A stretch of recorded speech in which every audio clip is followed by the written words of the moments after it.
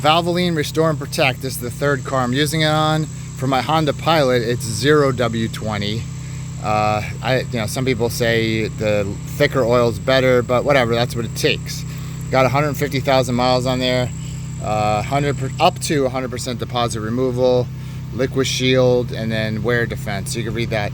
When I looked at my cap there, you can see there's a little bit of sludge in there. So I wiped a little bit of it off, but I'm just gonna leave that and see what happens after my first oil change, if that cleans out.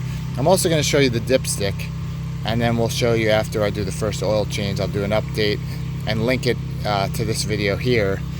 So we'll go ahead and put my cap back on here.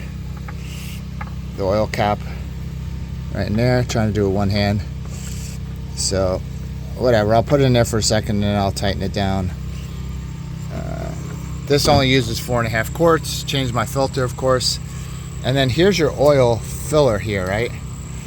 So you can see nice and fresh oil that I just put on. But one of the things that I noticed, you'll see on this side how brown that is, right? This is the side I think that faces toward the engine. This side, and I'll wipe all that up. This side doesn't have that brown on it.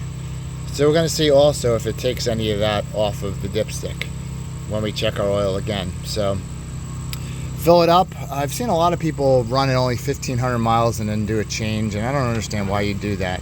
You want to give it at least 3,000 miles to to basically work its way through cleaning the engine. Otherwise you're just kind of like spraying something down with very light amount, and you're not allowing it to really soak in and do its thing.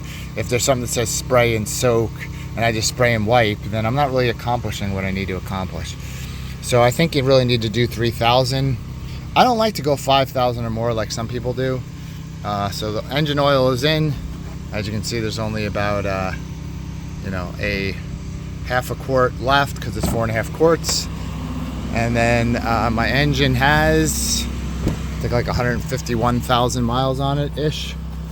We'll go over here and double check that, and we'll know exactly what we got. And then I go to AutoZone and pick up these stickers. They have them in the oil change aisle, so you can just grab the stickers and then write on there with a marker. So I'm gonna go over here. Who cares if the door's open? And it said 30% oil life, so I'm gonna reset that too. There we go, 151,783 is what I have. Just came back from a trip where I put on, let's see here, 2282. Pretty long trip.